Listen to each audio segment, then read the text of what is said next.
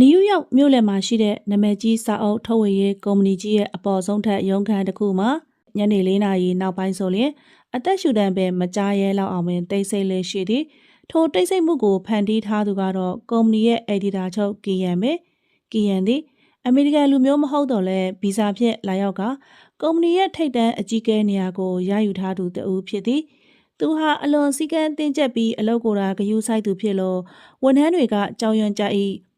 သို့တော့သူ့ရဲ့ပြင်ပရုပ်ရည်မှာလည်းလုံးဝအုပ်တုံအမျိုးသမီးတဦးလိုပင်ဖြစ်နေတော့ကြောင့်လူအများကသူ့ကိုနှင်းဘရင်မလိုပင်မြင်ကြသည်ကီယန်သည်ယောက်ျားလေးစစ်စစ်ဖြစ်ကြောင်းလူဝစ်မှတပါအလုံးမှာဘယ်သူမှမသိချေသူမရဲ့အနီးမှာတော့အမြဲတမ်းအလုံးရှုံနေသူကတော့လက်ထောက်လူဝစ်ပင်ဖြစ်သည်လူဝစ်ကီယန်ရဲ့အတန်သည်တည်ငြိမ်တော့လဲအမိတ်ပေးတဲ့အတန်ဆောင်သည်ထိုအတန်ကြားလိုက်ရသည်နဲ့အသက်20ကျော်အရွယ်ပင်ပန်းနွမ်းနေဟန်ရှိသောလူဝစ်သည်ကွန်ပျူတာရှေ့မှချက်ချင်းခေါင်းထောင်လိုက်ပြီးရင်ထဲမှာမကောင်းသောအငွေသက်ကိုခံစားလိုက်ရသည်။ဘာများခိုင်းမလို့လဲမက်ကီယန်လူဝစ်သည်ကီယန်ကိုအလွန်သတိထားကခေါ်ဆိုလိုက်ရ၏ကီယန်သည်သူ့ထက်လေးနှစ်သာကြီးတော်လဲလုပ်ငန်းခွင်မှာလူဝစ်အတွက်ကီယန်သည်ဘယင်မပင်ကီယန်ကခမ်းနားသောစပွဲခုံနောက်မှနေ၍ခေါင်းပင်လက်မကြည့်ပဲအမိန်ပေးလိုက်သည်ငါအတွက်ကော်ဖီယူလာခဲ့ပါနွားတို့မပါတဲ့ကော်ဖီနော်တခြားနည်းနည်းလေးပဲထက်အပူချိန်အတိအကျ180ဖာရင်ဟိုက်ပြီးတော့မီဒီယမ်မတ်စုတွေကိုအကုန်လုံးငါးစပွဲပေါ်တင်ထားချက်ချင်းလိုတယ်ဟုတ်ကဲ့အခုပဲလှုပ်လိုက်ပါမယ်လူဝစ်ဒီနိုင်စနစ်နဲ့လှုပ်ရှားနေတဲ့ဆက်ရုပ်လိုမျိုးချက်ချင်းထားရလိုက်ပြီးကော်ဖီဖြော်ခန်းတို့ဦးတီသွားလိုက်၏သူသည်ကီယန်နဲ့အတူတူ၄နှစ်ကျော်များအလုပ်လုပ်ခဲ့ရပြီဖြစ်သည်လူဝစ်ရဲ့မျောလင်းချက်မှာကီယန်ကိုတစ္ဆာရှိရှိအလုပ်လုပ်ပေးရင်အယ်ဒီတာချုပ်ရသူတိုးပေးရေးဖြစ်သည်သို့တော့ကီယန်ရဲ့အစွမ်းအစများကြောင့်ကုမ္ပဏီကနှစ်စဉ်အမျက်စွန်းများတိုးတက်နေပြီးကီယန်သည်မရွှေ့နိုင်သောဘယင်မနေရာကိုခိုင်မာစွာယူထားသလိုဖြစ်နေလေသည်ကော်ဖီခွက်ကိုအပူချိန်တိုင်းကိရိယာဖြင့်တိုင်းတာရင်လူဝစ်ရဲ့စိတ်ထဲမှာမကျေနပ်မှုများဖြင့်ပြည့်နေနေသည်အ ਨੇ ဆုံးယာထူးလေးတိုးပေးဖို့ပြောလို့ရတာပဲဒါမှမဟုတ်ဒီလောက်အနှိမ့်ဆုံးဆန်နှုံးတွေနဲ့ကြိုက်အောင်အလုပ်လုပ်ပေးတဲ့ငါကိုလူလို့ရောမြင်သေးရလားငါရဲ့စာမှုထုတ်ဝေရေးအိမ်မက်တွေကရောဘယ်တော့မှအကောင့်ထဲပေါ်လာမှာလဲသူကော်ဖီကိုကီယန်ရဲ့စပွဲပေါ်တင်လိုက်ချိန်တွင်ကီယန်ကဖုံးပြောလို့နေသည်ကီယန်သည်အဝါနုရောင်ကိုကျက်ဘလောက်စ်အင်ဂျီကိုဝတ်ဆင်ထားပြီးသပင်များကိုတင်းကျပ်စွာဆူဆီထားကတကယ်ပဲခန့်ညားပြီးကြောက်ရွံ့စရာကောင်းတဲ့အမျိုးသမီးပုံစံမျိုးဖြစ်နေသည်ကီယန်ရဲ့တင်ပစုံသည်သေးတွယ်နေတော့လဲပခုံးကျဲပြီးကြွက်သားအနှဲငယ်ထွက်နေခြင်းကိုမတိမတာတွေးလိုက်ရသည်ဟုတ်တယ်ငါရဲ့ဗီဇာတက်တန်းကိစ္စလားငါလိုအပ်တဲ့စာရွက်စာတမ်းတွေအကုန်ဖြည့်ပြီးပြီပဲကိုကီယန်ရဲ့စကားတန်ကတဲမာသွားတဲ့ဖြင့်လူဝစ်နားဆွင့်လိုက်မိသည်ဗီဇာကီယန်ကဗီဇာနဲ့ပတ်သက်ပြီးဘာပြဿနာရှိနေတာလဲမဖြစ်နိုင်ဘူးမဖြစ်နိုင်ပါဘူးငါနိုင်ငံအတွက်ရောဒီကုမ္ပဏီအတွက်ရောဘလောက်အကျိုးပြုနေလဲဆိုတာမင်းတို့သိတာပဲကီယန်ရဲ့အတန်ကမြင့်တက်လာသည်ထိုအချိန်မှာကီယန်သည်လူဝစ်ကိုမျက်နှာချင်းဆိုင်မောကြည့်လိုက်ပြီးမျက်လုံးချင်းစုံမိသည်ကီယန်ရဲ့မျက်ဝန်းတွေထဲမှာဒေါသထိတ်လန့်မှုအရာရာကိုလွှမ်းမိုးချင်တဲ့စိတ်တို့ရောထွေးနေသည်ကိုလူဝစ်တွေ့လိုက်ရသည်โอเคပါโอเคငါကိုနီကိုဟန်နဲ့ဖြည့်ရှင်းပြမယ်ဒါပေမဲ့ငါ့ကိုနောက်ထပ်3ရက်တော့အချိန်ပေးပါနော်ကီယန်သည်ဖုန်းကိုညင်သာစွာချလိုက်ပြီးအသက်ကိုခပ်ပြင်းပြင်းရှူသွင်းလိုက်သည်သူ့ရဲ့မျက်နှာကထိတ်လန့်တကြားဖြစ်နေတော့လဲချက်ချင်းပင်ထိချုံလိုက်ပြီးမျက်နှာသေးနဲ့ပြန်ဖြစ်သွားသည်လူဝစ်ဗျာမက်ကီယန်လူဝစ်ဒီစပွဲကုန်ရှိမှမထွက်ဘဲရက်နေသေးပင်ငါမင်းကိုမေးစရာမေးခွန်းတစ်ခုရှိတယ်မင်းငါ့ကိုဘလောက်လေးစားလဲကီယန်ရဲ့မျက်လုံးများကလူဝစ်ရဲ့မျက်လုံးထဲသို့တက်တက်ဆိုင်ကြည့်လာသည်အရန်လေးစားပါတယ်လူဝစ်ဒီရိုးသားစွာပဲပြန်ဖြေလိုက်၏မက်ကီယန်ရဲ့စီမံခန့်ခွဲမှုစွမ်းရည်ကိုဘယ်သူမှမမီပါဘူးဟုတ်ပြီမင်းငါ့ကိုဘလောက်သစ္စာရှိလဲအနားမြူပဲအချိန်ပိုတွေလုပ်ပြီး၄နှစ်လုံးလုံးလုပ်ပေးခဲ့တာမက်ကီယန်တိပါတယ်အဲ့ဒါကျွန်တော်လူဝစ်ကပြောလက်စကားကိုဖြတ်၍ကီယန်ကိုကြည်လိုက်သည်ကီယန်ရဲ့မျက်နှာမှာတစုံတရာပြောင်းလဲမှုမရှိဘဲရုတ်တရက်ဆိုသလိုထိုင်ရမှထိုင်ရက်လိုက်ပြီးလူဝစ်ရှိရာဘက်သို့ရှောက်လာခဲ့၏ကီယန်ရဲ့အနံ့အသက်သည်ဈေးကြီးသောရေမွေးနှံကဲ့သို့တင်းပြတ်နေတော့လဲအမိတ်ပေးချင်နေတဲ့စိတ်အင်အားတို့ပါဝင်နေ၏ကီယန်သည်လူဝစ်ရှိမှရက်လိုက်ပြီးလူဝစ်ရဲ့ပခုံးကိုအာပါတရာဆုပ်ကင်လိုက်သည်ငါ့ကိုမင်းလက်ထပ်ပေးမလားလူဝစ်အသက်ရှူမားသွားပြီးတကူလုံးကြောက်ရွံ့လို့မလုံမရှက်ဖြစ်သွားလေသည်မျက်လုံးများကအံ့ဩမှုနဲ့အဝိုင်းသားဖြစ်ကတခါလုံးသူ့အတွက်ရုတ်တရက်မီးမောင်ကျသွားသလိုခံစားလိုက်ရသည်ဘာပြောလိုက်တာလဲ မင်းငါ့ကိုလက်ထပ်ပေးမလားလို့မေးတာလူဝစ်ကီယန်ကအတန်ကိုပို၍နူးညံ့ဟန်ဆောင်လိုက်တော့လဲသူ့ရဲ့လက်ဝါးကလူဝစ်ရဲ့ပခုံးကိုခတ်တဲဆုပ်ထားဆဲဖြစ်သည်အဖြေကဟုတ်ရင်မင်းရာထူးတက်ဖို့အိမ်မက်တွေမင်းရဲ့ကိုယ်ပိုင်စာမှုထုတ်ဝေရေးအိမ်မက်တွေအကုန်လုံးအကောင့်ထဲပေါ်လာစေရမယ်လူဝစ်ဒီကီယန်ရဲ့မျက်နှာကိုငေးကြည့်နေမိ၏ကီယန်ရဲ့မျက်နှာသည်ရဲရဲတောက်လိမ်မော်ရောင်နှကန်းနီနဲ့ထူထဲသောမျက်တောင်အတူများအောက်တွင်ပဲကျောင်းမဖွယ်ကောင်းသောဖြူဖြောမှုတစ်ခုကိုဖုံးကွယ်ထားတယ်လို့ခံစားလိုက်ရသည်ဟိုမကီယန်အခုဘာတွေပြောနေရလဲကျွန်တော်တို့ကလူဝစ်စကားဆက်မပြောရဲချေသူတို့နှစ်ဦးလုံးကယောက်ျားလေးတွေပဲမဟုတ်လားသူပြောလိုက်ခြင်းသည်ကီယန်ကမိမလိုဝတ်ဆင်ထားတော့လဲသူ့ရဲ့ပခုံးအကျက်လက်ဖွားအကြီးကြွက်သားတို့ကိုလူဝစ်တီးနေလေသည်သို့တော့လူဝစ်ကကီယန်ကိုယောက်ျားလေးလို့မပြောဝံ့ချေတိတ်ဆန်လူဝစ်ဒီကိစ္စဘယ်သူမှမသိရဘူးကီယန်သည်လူဝစ်စီအနာနာကပ်၍တိုတိုလေးပြောလိုက်သည်ငါရဲ့ဗီဇာပြဿနာဖြစ်နေတာငါဒီတိုင်းပြည်ကနေမောင်းထုတ်ခံရတော့မယ့်အန်ဒီရရှိနေတယ်ငါမှတခြားရွေးချယ်စရာမရှိဘူးကီယန်သည်မျက်နှာထားကိုပြင်းထန်စွာပြောင်းလဲလိုက်ပြီးလူဝစ်ကိုစကလုံးတွေနဲ့ချုပ်ချယ်လိုက်သည်မင်းဟာငါ့ကိုလက်ထပ်မဲ့သူငါရဲ့သူတို့သားအဖြစ်ချက်ချင်းတရုပ်ဆောင်ပေးရမယ်၃ရက်အတွင်းမှာပဲအိမ်ထောင်ပြုဖို့စာချုပ်ချုပ်ရလိမ့်မယ်မင်းညင်းလို့မရဘူးလူဝစ်မင်းငါ့ကိုညင်းလိုက်တာနဲ့မင်းရဲ့အလုပ်ကတမ်းပြီးထွက်ရမယ်မင်းရဲ့အိမ်မက်တွေအကုန်လုံးငါဖြက်စီးပစ်လိုက်မယ်လူဝစ်ကမြာမှလည်းရင်ထဲမှာဖိစီးမှုများကြောင့်ယူသွမတက်ခံစားလိုက်ရသည်သူ့ချွေးတွေပြန်နေ၏ယာထုတို့ရဲ့အိမ်မက်များစာအုပ်ထုတ်ဝေရေးအလုံးကကီယန်ရဲ့လက်ထဲမှာရှိနေသည်ဟန်ဆောင်လက်ထပ်ထားတာကိုပြောတာဒါကိုအစိုးရကယုံကြည်သွားဖို့အတွက်ငါတို့နှစ်ယောက်ဇနီးမောင်နှံလိုမျိုးနေထိုင်ရမယ်အပြစ်မှာရောရုံးခမ်းမှာပါမင်းရဲ့တာဝန်ကငါ့ကိုအလုံမှာရောအပြစ်မှာပါကာကွယ်ပေးဖို့လေငါတို့နှစ်ယောက်ဆစ်ဆက်ထားတဲ့ချစ်သူတွေလိုဖြစ်သွားပြီကီယန်ကလူဝစ်ရဲ့ပခုံးကိုလွတ်ပေးလိုက်ပြီးသူ့ရဲ့မျက်နှာကိုစက္ကန့်ပိုင်းများစိုက်ကြည့်လိုက်သည်အခုဘာပြောမလဲလူဝစ်ယာထုတိုးဖို့နဲ့အောင်မြင်မှုတွေလားဒါမှမဟုတ်ဘာမှမရှိတဲ့လက်ထောက်ဘွားနဲ့အလုပ်ပြုတ်တာကိုခံယူမလားလူဝစ်ဒီသူ့ရဲ့အိမ်မက်များအနာဂတ်များနဲ့ကြောက်ရွံ့မှုတို့အကြားမှာရုန်းကန်နေရ၏ကီယန်တယောက်ကလည်းစကားပြောတာသူ့ကိုချိန်ချောက်သလိုဖြစ်နေလေသည်သူကမျက်လုံးများကိုမိတ်လိုက်ပြီး၄နှစ်တာပေးဆက်ခဲ့ရတဲ့သူ့ရဲ့ဘဝကိုပြန်တွေးလိုက်သည်ကီယန်ရဲ့အမိန့်ကိုမနာခံမဲနေလျင်သူ့ဘဝအကြီးကျယ်ပျက်စီးသွားနိုင်သည်ဟုတ်ကဲ့လူဝစ်ဒီအလွန်တရာမှအာယူ၍ဖြေဆိုလိုက်ရ၏ကျွန်တော်လက်ထပ်ပါမယ်မကီယန်ရဲ့မျက်နှာမှာပထမဆုံးအကြိမ်ဖြစ်ကျင်းတဲ့အပြုံးတစ်ချက်ပေါ်လာပြီးထိုအပြုံးကတကယ်ပင်ဆွဲဆောင်မှုရှိသလောက်ကြောက်မက်ဖွယ်လဲကောင်းနေလေသည်ကောင်းတယ်လူဝစ်ကီယန်သည်သူ့ရဲ့ခန္ဓာတဲ့ကြီးကျယ်တဲ့စပွဲခုံစီပြန်သွားလိုက်ပြီးထိုင်လိုက်၏ကဲမင်းရဲ့အလုပ်သစ်ကိုစလိုက်ပါငါတို့နှစ်ယောက်ဆိတ်ဆက်လိုက်ပြီဆိုတာအပြင်ကိုကြီးညာလိုက်ဒီနေ့ညနေ9 နာရီအတိအကျနော်ညနေ4:50သို့ရောက်တဲ့အခါမှာလူဝစ်တီရုံးခန်းတစ်ခုလုံးကိုရုတ်တရက်တိတ်ဆိတ်သွားစေမဲ့ကြေညာချက်ကိုဘယ်လိုစတင်ရမှန်းမသိပဲအသက်ရှူပင်မားနေလေသည်ကီယန်ကသူ့ကိုအထီးကယုံတစ်ခုဖန်တီးခိုင်းလိုက်သလိုပဲမီးရှို့ခိုင်းလိုက်သလိုပဲစိတ်ထဲမှာခံစားလိုက်ရသည်9 နာရီအတိအကျကြေညာရမယ်လူဝစ်ကီယန်ရဲ့အတန်ကသူတို့နှစ်ဦးကြားမှာနှစ်ချက်ထဲတို့ဓာတ်ရိုက်ထိုးဖောက်ဝင်ရောက်လာသည်ကီယန်သည်သူ့ရဲ့ရုံးခန်းထဲမှာမီးကိုမိတ်ပြီးထွက်လာခဲ့၏ကီယန်ရဲ့မျက်နှာမှာမိတ်ကအထူပါပင်မခွဲခြားနိုင်မဲ့အေးဆက်တည်ငြိမ်လို့နေသည်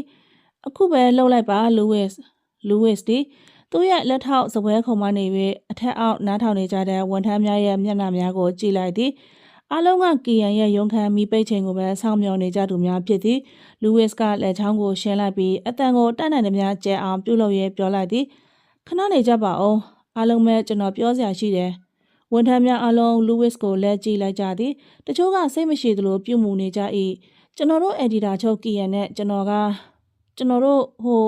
တရားဝင်ဆေးဆက်လိုက်ပါပြီရုံးခန်းတစ်ခုလုံးသည်ရုတ်တရက်တိတ်ဆိတ်သွားပြီးတစ်စက္ကန့်မျှကြာတော့အခါဝယုံသုံးကစူညံလို့သွားလေသည်တချို့ကရီကြ၏တချို့ကနားမလည်စွာနဲ့မျက်မှောင်ကျုံကြသည်မင်းဘာတွေပြောနေရလဲလူဝစ်တချို့ဝန်ထမ်းများလည်းရီမောရင်မယုံကြည်နိုင်ဖြစ်နေကြသည်ထိုအချိန်မှာကီယန်ကရုံးခန်းထဲသို့ဖြင်းချင်းစွာဝင်ရောက်လာပြီးသူ့ရဲ့မျက်နှာထားတဲမှမှုကရုံးခန်းမှာရှိတဲ့စူညံတပ်များကိုတဖြည်းဖြည်းငြိမ်သက်လို့သွားစေသည်ငါတို့ဆေးဆက်ကြောင်းကြေညာလိုက်တာမင်းတို့အားလုံးကြားလိုက်တယ်လို့ထင်ပါတယ်ကီယန်ရဲ့အတန်ကပြတ်သားသည်ဝန်ထမ်းတဦးကမဝတ်မရဲမေးလိုက်၏ဒါနောက်နေတာလားမမကီယန်ဒါမှမဟုတ်လူဝစ်ရဲ့အကြံမဲလားကီယန်သည်ဖြင်းချင်းစွာနဲ့လူဝစ်ရှီယာတို့ရှောက်လာ၏လူဝစ်ရဲ့နွေရဖျားများပူနွေးလာပြီးသူ့ရဲ့နှလုံးခုန်တန်သည်နားထဲ၌ပြောင်းဆန်လို့နေ၏ ကီယန်သည်လူဝစ်ရဲ့ရှေ့မောက်သို့ရောက်လာပြီးလက်နှစ်ဖက်ဖြင့်လူဝစ်ရဲ့မျက်နှာကိုအာပါတရဆွဲကင်လိုက်သည်ထိုလက်ဖွားများသည်ဖြူဖွေးတော်လဲယောက်ျားသူ၏လက်ဖွားအရွယ်အစားပင်မင်းတို့ယုံကြည်သွားအောင်လုပ်ပေးဖို့လိုအပ်မှထင်တယ်တဲလေးကီယန်ကထိုစကားကိုပြောလိုက်ပြီးနောက်ဘသူကမှအချိန်မပေးဘဲလူဝစ်ရဲ့နှကမ်းများကိုဖိကပ်၍နမ်းရှိုက်ပစ်လိုက်သည်ရုံခန်းတစ်ခုလုံးမှာအသက်ရှူတဲ့များရက်တန့်သွား၏လူဝစ်ရဲ့မျက်လုံးများကလည်းပြူးကျဲဝိုင်းဆက်လာပြီးသူ့ရဲ့စိတ်ထဲမှာရှက်စီးများဖြတ်ပြေးသွားသလိုခံစားလိုက်ရသည်လူဝစ်ရဲ့ရင်ထဲတဒိတ်ဒိတ်ခုန်လို့နေ၏ဒါမဖြစ်သင့်ဘူးသူယောက်ျားလေးမှန်းလဲငါသိရတာနဲ့ဘာဘလို့အခြေအနေကြီးတော့ကီယန်၏နှကမ်းများသည်ပူနွေးဆော့ဆော့နေ၏ထို့အပြင်ယောက်ျားတဦးရဲ့ခန္ဓာကိုယ်ထိတွေ့မှုကလူဝစ်ကိုရင်ခုန်သလိုလိုမကြင်မနှက်ဖြစ်သလိုလိုရှုပ်ထွေးသောခံစားမှုများကိုပေးလိုက်သည်ကီယန်သည်စက္ကန့်အနည်းငယ်ကြာမြနမ်းပြီးနောက်လူဝစ်ကိုလွတ်ပေးလိုက်၏ကဲအခုယုံကြည်ကြပြီမလားကီယန်သည်ဝန်ထမ်းများကိုပြုံး၍ပြောလိုက်တော့လဲသူ့ရဲ့မျက်ဝန်းများကအမိတ်ပေးခြင်းစိတ်နဲ့ဩဇာတို့ဖြင့်သာပြည့်နေလို့နေသည်ငါတို့နဲ့အတူတူနေတာကြာပြီအခုမှပဲမင်းတို့စီကိုကြင်ညာဖို့အခွင့်အရေးရတာဝန်ထမ်းများအလုံးတအံ့တော်ငြိမ်သက်နေကြ၏ဤဒီမှာသူတို့ရဲ့ကြောက်စရာအဒီတာချုပ်နဲ့နိုင်လက်တန်စနစ်လက်ထောက်တို့ရဲ့အချစ်ဆက်လန်းလို့သူတို့ဘယ်လိုမှတွေးထင်ခဲ့မိပြီမဟုတ်ပဲလူဝစ်တယောက်ခေါင်းထဲမှာမူးဝေနေပြီးကီယန်ရဲ့အနက်တက်ကသူ့ရဲ့နှာခေါင်းဝမှာဆွဲကြံနေစေကီယန်ကသူ့ကိုနမ်းလိုက်သည်ငါတို့အခုသွားတော့မယ်လူဝစ်ရဲ့ပစ္စည်းတွေအကုန်လုံးငါအိမ်ကိုပြောင်းရွှေ့ဖို့မနှက်ပြန်မနှက်မှာစီစဉ်ရအောင်မယ်ကီယန်သည်ဝန်ထမ်းတွေကိုလက်မကြည့်တော့ပဲလူဝစ်ရဲ့လက်ကိုဆွဲကင်ပြီးရုံခန်းမှထွက်ခွာသွားသည်ဓာတ်လေကားထဲရောက်တော့လူဝစ်ကလက်ကိုချက်ချင်းယုံပစ်လိုက်၏သူ့ရဲ့မျက်နှာမှာဒေါသနဲ့ရှက်ရွံ့မှုတို့ရောထွေးလို့နေသည်မကီယန်ဘာလို့ကျွန်တော်ကိုအဲ့လိုလုပ်လိုက်တာလဲကျွန်တော်တို့သဘောတူညီချက်ကဒီလိုမျိုးမဟုတ်ဘူးလေကီယန်ကခတ်ထိတ်ထိတ်ပြုံးလိုက်၏ငါတို့ကစိတ်ဆက်ထားတဲ့ချစ်သူတွေလိုတရုပ်ဆောင်ရမယ်လို့မင်းကိုပြောထားတယ်မလားအဲ့ဒါကတရုပ်ဆောင်တာပဲလူဝစ်ရဲ့ပြီးတော့မင်းရဲ့မသေးချာမရရတဲ့မျက်နှာထားကြောင့်ဝန်ထမ်းတွေကယုံဖို့မလွယ်ဘူး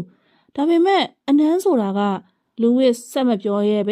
ဲလူဝစ်ရဲ့ရင်ခုန်တံများကတော့မြင်နေစေဟန်ဆောင်တာပဲမင်းဒါကိုပုံကိုရေးရမယူပါနဲ့ဒါကစိတ်ဆက်ပွဲကိုအားကောင်းစေတဲ့အစီအစဉ်ရဲ့တစ်စိတ်တစ်ပိုင်းမှာကီယန်ရဲ့တည်ငြိမ်မှုသည်လူဝစ်ကိုပို၍ဒေါသထွက်စေ၏လေးနှစ်လုံးလုံးအမြဲတစေမညမတာခိုင်းစေခဲ့တဲ့တထေးသည်အခုသူ့ကိုထိတွေ့ရဲယုံတာမကသူ့ရဲ့ဘဝကိုပါထိန်းချုပ်ဖို့ကြိုးစားနေသည်ကျွန်တော်တို့ဒီအကြောင်းကိုရှင်းရှင်းလင်းလင်းပြောရမယ်ကျွန်တော်အလုပ်ရထူးအတီးပြုစာချုပ်နဲ့ပတ်စံကိစ္စကိုအခုပဲလုပ်ပေးပါ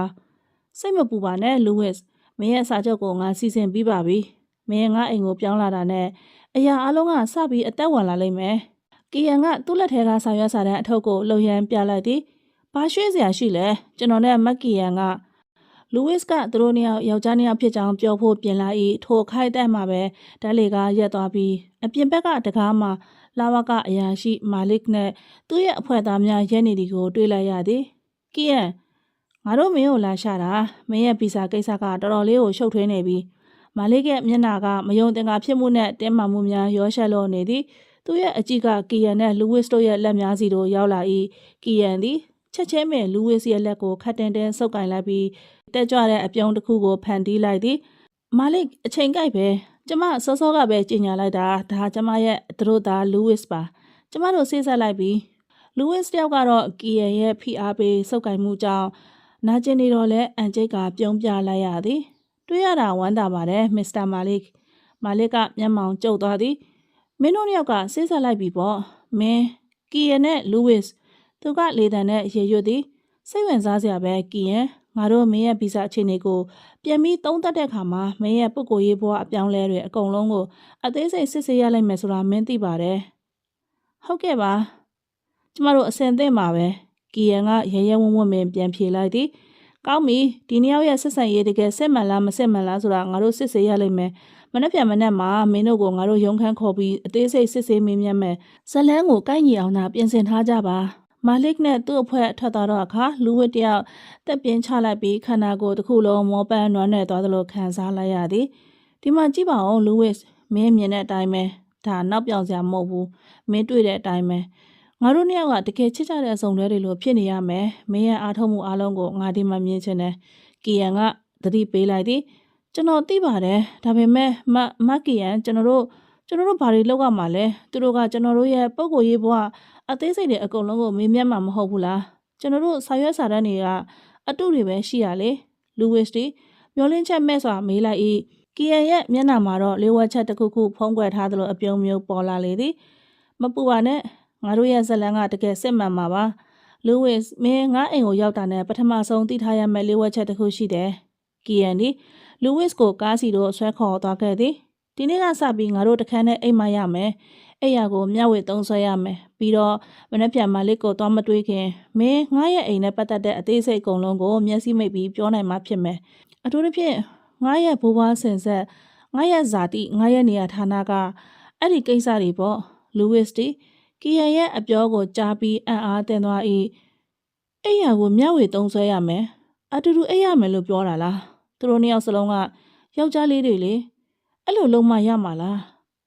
ဟုတ်ဒါပေမဲ့ဘာလို့အိပ်ရမှာအတူတူအိပ်ရမှာလဲမက်ကီယန်လူဝစ်ကမေးလိုက်သည်ကီယန်ကသူ့ရဲ့ကားတကားကိုဖွင့်လိုက်ပြီးလူဝစ်ကိုဝင်စေလိုက်၏မင်းကိုငါရဲ့လက်ထောက်တစ်ယောက်အနေနဲ့ငါကောင်းကောင်းသိတယ်မင်းအရာရာတိုင်းကိုတေးသေးချာချာခါခါနာနာသိချင်တာဒီတော့လူဝစ်မင်းရဲ့တို့သားငါကီယန်ရဲ့အခန်းထဲကိုရောက်ပြီဆိုရင်မင်းသိချင်တဲ့လေးဝက်ချက်ကိုမင်းမျက်စိနဲ့တက်အပ်မြင်ရလိမ့်မယ်ကီယန်ရဲ့မျက်လုံးများကလူဝစ်ကိုစိန်ခေါ်တယ်လို့မျိုးစိုက်ကြည့်လိုက်သည်ကီယန်ကသူ့ရဲ့စပင်တူကိုတဖြည်းဖြည်းချင်းဆွဲချွတ်လိုက်တော့အခါ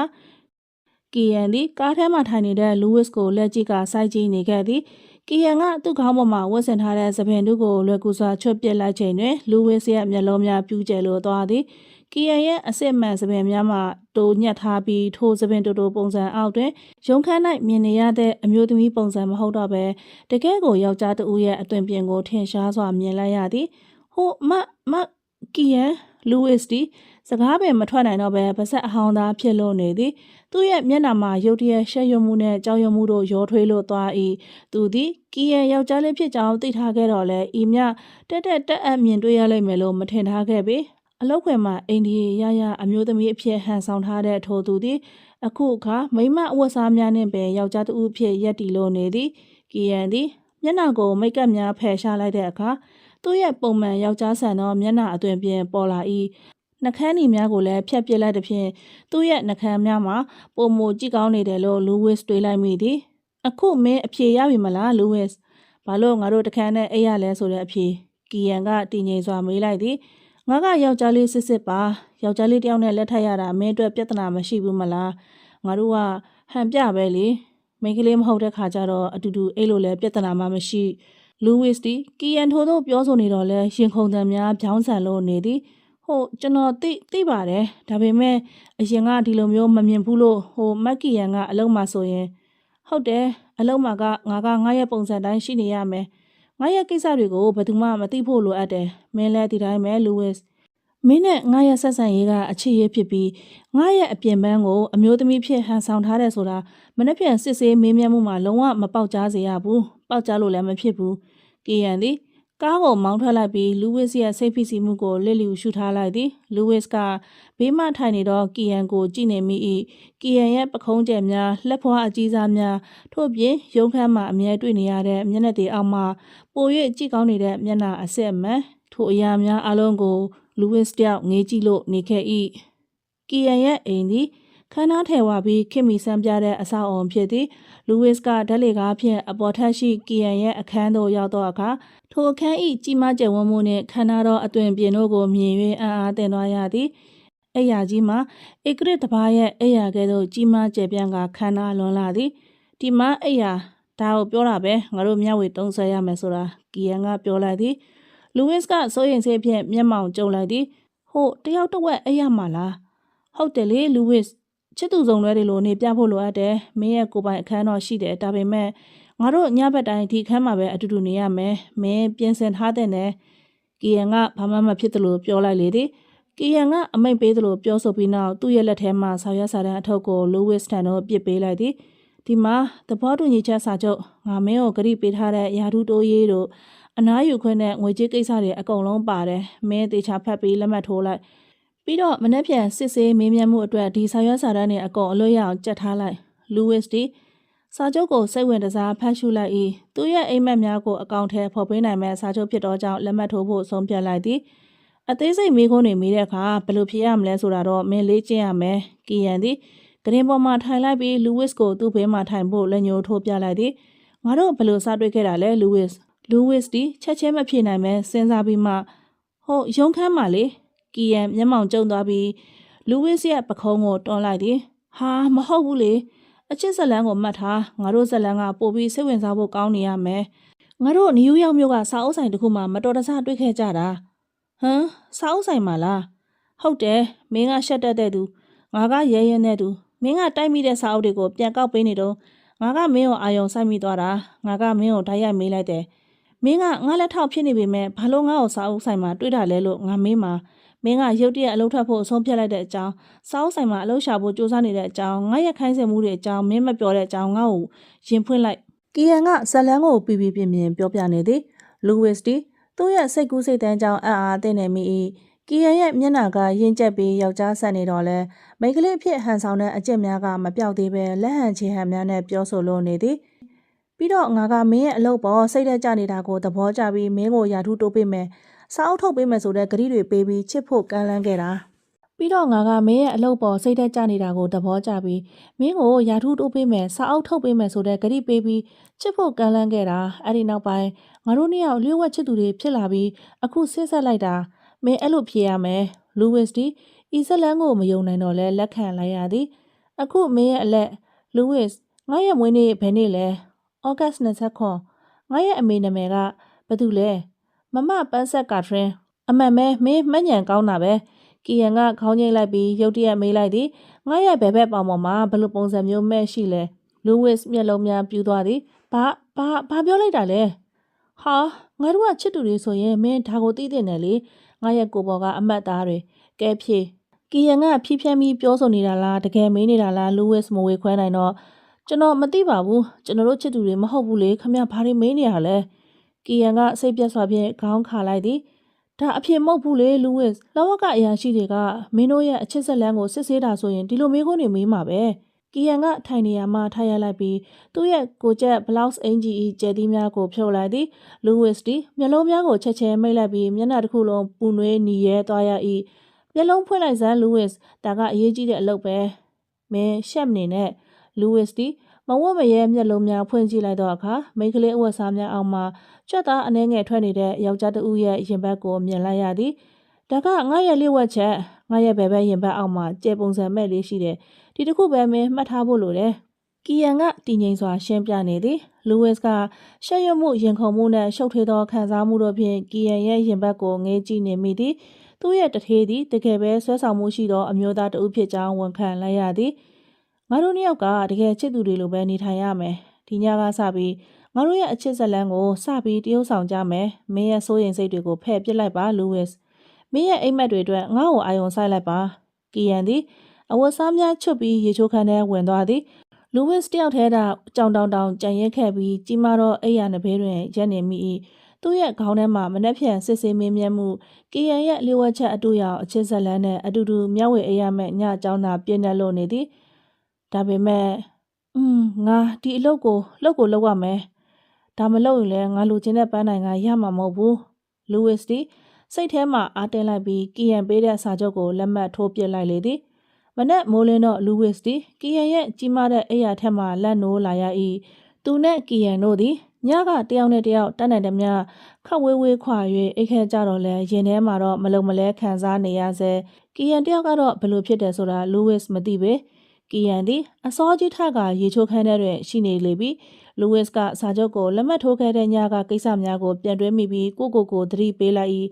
ဒါကအလုပ်ပဲလူးဝစ်မင်းရဲ့အိမ်မက်တွေအတွက်လုပ်ရမယ့်အလုပ်ပဲကီယန်ရေချိုးခန်းမှထွက်လာတော့အခါလူးဝစ်မျက်လုံးများမိတ်ထားလိုက်မိသည်ကီယန်သည်ဒီနေ့တွင်လည်းရုံခန်းပုံစံမိမအဝတ်စားများခဲရောင်စကတ်နဲ့ရှက်အင်ကြီးကိုသာဝတ်ဆင်ထားပြီးသပင်သူကိုပြန်ဆွတ်ကမိတ်ကပ်ကိုအပြည့်လိမ့်ထားသည်အပြင်ဘက်ကကြည့်လင်တော့ဩဇာအာဏာရှိတဲ့အမျိုးသမီးအက်ဒီတာချုပ်ပင်ညကလူးဝစ်မြင်ခဲ့တဲ့ယောက်ျားစစ်စစ်ကီယန်သည်ပျောက်ကွယ်လို့သွားခဲ့၏အချိန်မရှိတော့ဘူးလူးဝစ်ကီယန်ကအမိန့်ပေးသည်မာလစ်ကတင်းကျပ်တယ်ဒီနေ့စစ်ဆေးမင်းမြတ်မှုအောင်မြင်မှငါတို့ဗီဇာအခွင့်ရေးရမယ်မင်းရဲ့တို့သားကီယန်ထားပါတော့လေတို့သမီးအကြောင်းကိုအသေးစိတ်ပြန်ပြောပြစမ်းလူးဝစ်တီထိုင်ရမထကကီယန်ရဲ့အနောက်သို့ကပ်လိုက်၏ကျွန်တော်တို့စာအုပ်ဆိုင်မှာတွေ့ခဲ့ကြတာပါကီယန်ကစာအုပ်တွေပြန်ကျဲပြီးကြားနေတဲ့စာအုပ်တွေနဲ့ကျွန်တော်ကိုတွေ့ပြီးစိတ်ဝင်စားသွားခဲ့တာကီယန်ရဲ့မွေးနေ့ကဩဂတ်29သူ့ရဲ့အမေနာမည်ကကာထရင်ပ ပြီးတော့ကီယန်ရဲ့ဘယ်ဘက်ရင်ဘက်အောင်နာမှာကျေပုံစံမဲ့ရှိတယ်လူးဝစ်ဒီအမြအသေးစိတ်မှတ်မိနေခြင်းကြောင့်ကီယန်စိတ်ကျေနပ်သွားပုံရသည်ကီယန်ကလူးဝစ်ကိုလက်ကြည့်ကခပ်ပြုံးပြုံးဖြင့်ပြောလိုက်၏တော်တယ်အခုအရေးကြီးဆုံးကိစ္စကိုသွားမယ်မင်းရဲ့ချစ်သူဟာ阿拉斯加ကလာတာနော်ဒါဟာငါတို့ရဲ့ဆက်ဆံရေးကိုယုံကြည်စေမယ့်အဓိကအချက်ပဲဟုတ်ကဲ့阿拉斯加စစ်ကာမျိုးကနေလာတာဟုတ်ကဲ့ဟုတ်မှတ်ထားလိုက်ပါမယ်ဘယ်နှခါသွားဘူးလဲဟာကျွန်တော်တစ်ခါမှမသွားဘူးသေးဘူးကီယန်မျက်မှောင်ကျုံလိုက်ပြီးလူးဝစ်ရဲ့ပခုံးကိုဖြည့်ညစ်ပစ်လိုက်သည်မားတယ်လူးဝစ်ချစ်သူစုံတွေကတယောက်ရဲ့မိသားစုကိုတယောက်ဘယ်လိုမတွေ့ဘူးလို့နေမလဲအနည်းဆုံးတစ်ခါလောက်တော့ရောက်ဖူးရမယ်ငါတို့ရဲ့အချစ်ဇလန်းကိုပို့ပြီးစစ်မှန်စေဖို့မင်းအဲ့ဒီကိုရောက်ဖူးသလိုတရုပ်ဆောင်ရမယ်မင်းအဲ့ဒီမှာရောက်ဖူးသလိုခံစားရအောင်ငါပုံရိပ်တွေနဲ့ကူညီပေးမယ်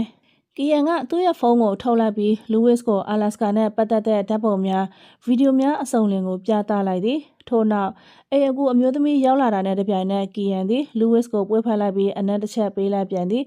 မမကီယန်စိတ်ချပါကျွန်တော်တို့အဆင်ပြေသွားမှာပါအချစ်ကလေးလူးဝစ်ဒီလည်းကြောက်ရွံ့မှုကိုဖုံးကွယ်ပြီးရဲရဲဝံ့ဝံ့မဲ့တရုပ်ဆောင်တယောက်လိုတရုပ်ဆောင်လိုက်ရသည်ကောင်းတယ်အဲ့လိုမျိုးတရုပ်ဆောင်နိုင်မှပဲငါတို့အောင်မြင်မှာကီယန်ကရင်ခုန်တဲ့မြန်နေတဲ့လူးဝစ်ကိုအေးဆက်စွာပြောပြီးနောက်ရုံးသို့လိုက်ပို့ရန်ကားစီတို့ဆွဲခေါ်သွားသည်လူဝင်မှုကြီးကြပ်ရေးရုံးခန်းတွင်လဝကကိုရဲအရာရှိမာလစ်၏ရုံးခန်းကတိတ်ဆိတ်ပြီးအေးဆက်လို့နေသည်ကီယန်နဲ့လူးဝစ်တို့ကိုတီးခြားအခန်းနှစ်ခုမှာထိုင်ခိုင်းပြီးတယောက်နဲ့တယောက်အပြန်လန်တည်ကြမှုအဆင့်ကိုစတင်စစ်ဆေးတော်မူလူးဝစ်ကမာလစ်ရဲ့တင်းကျပ်တဲ့မျက်နှာထားကိုကြည့်ပြီးစိတ်လှုပ်ရှားလို့နေသည်မာလစ်ကသူ့ရှိကဆာရွက်စာတမ်းများကိုတစ်ချက်ကြည့်ပြီးနောက်မေးခွန်းများစတင်လိုက်သည်မစ္စတာလူးဝစ်စကြရအောင်မင်းရဲ့စစ်ဆက်ထားသူကီယန်ကမင်းကိုဘယ်လိုစပြီးပိုးပန်းတာလဲဘယ်လိုစတွေ့တာလဲလူးဝစ်တီကီယန်တင်ပေးထားတဲ့ဇလန်အတိုင်းလုံးဝလွဲချော်ခြင်းမရှိစေရန်စူးစမ်းပြီးဖြေဆိုနေရသည်ကျွန်တော်တို့စာအုပ်ဆိုင်မှာတွေ့ခဲ့ကြတာပါအဲ့ဒီနေ့ကကျွန်တော်စိတ်ထဲကျနေတယ်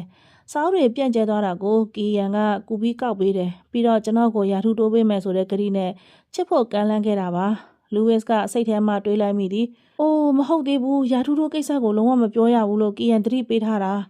အဲ့ဒါကိုငါမတော်တဆနှုတ်ကထွက်သွားပြီသူ့ရဲ့မတိစိတ်မှထွက်သွားတဲ့စကားကြောင့်လူးဝစ်ရဲ့မျက်နှာတစ်ခုလုံးနှီးမြန်းသွားသည်ခမည်းဘာပြောလိုက်တာလဲမစ္စတာလူးဝစ်ရာထူးတိုးကတိနဲ့ချစ်ဖို့ကမ်းလှမ်းတာလားမာလစ်ရဲ့မျက်လုံးများကျဉ်းမြောင်းသွားပြီးမယုံသင်္ကာမှုများအထင်သာပေါ်လာသည်ဟာမဟုတ်ပါဘူးကျွန်တော်ဆိုလိုတာကရာထူးတိုးဖို့အခွင့်အရေးရခဲ့တယ်ဆိုတာအလုံးမှာအဲ့ဒီချိန်ကစပြီးကျွန်တော်တို့အချစ်ရေးကတိုးတက်လာခဲ့တာပါမဟုတ်ဘူးမာလစ်ထင်တယ်လို့မဟုတ်ပါဘူးလူးဝစ်တီစကလုံးများရှုပ်ထွေးသွားပြီးချွေးစည်းများထွက်လာသည်သူရဲ့အဖြေကတကယ်အမှန်တရားနဲ့နီးစပ်သွားသောကြောင့်စိုးရိမ်စိတ်ကများလာသည်တစ်ချိန်တည်းမှာပဲကီယန်ကလည်းအခန်းတစ်ခန်းမှာမာလစ်ရဲ့လက်ထောက်များနဲ့မျက်နှာချင်းဆိုင်ထိုင်နေ၏ကီယန်သည်လူးဝစ်ထက်ပိုမိုတည်ငြိမ်ပြီးအေးဆက်လို့နေသည်ကီယန်မင်းနဲ့လူးဝစ်ရဲ့ပထမဆုံးတွေ့ဆုံမှုကဘယ်မှာလဲရုံးခန်းမှာလေဟာမဟုတ်ဘူးငါတို့စာအုပ်ဆိုင်မှာတွေ့ခဲ့ကြတာကီယန်သည်လူးဝစ်ရဲ့ဖြေဆိုမှုနဲ့တူညီရန်အမြန်ပြန်လိုက်ရသည်မင်းရဲ့ချစ်သူလူးဝစ်အတွက်မင်းရဲ့ကိုယ်ပေါ်မှာဘယ်လိုမဲ့ရှိတယ်ဆိုတာမင်းပြောပြနိုင်မလာ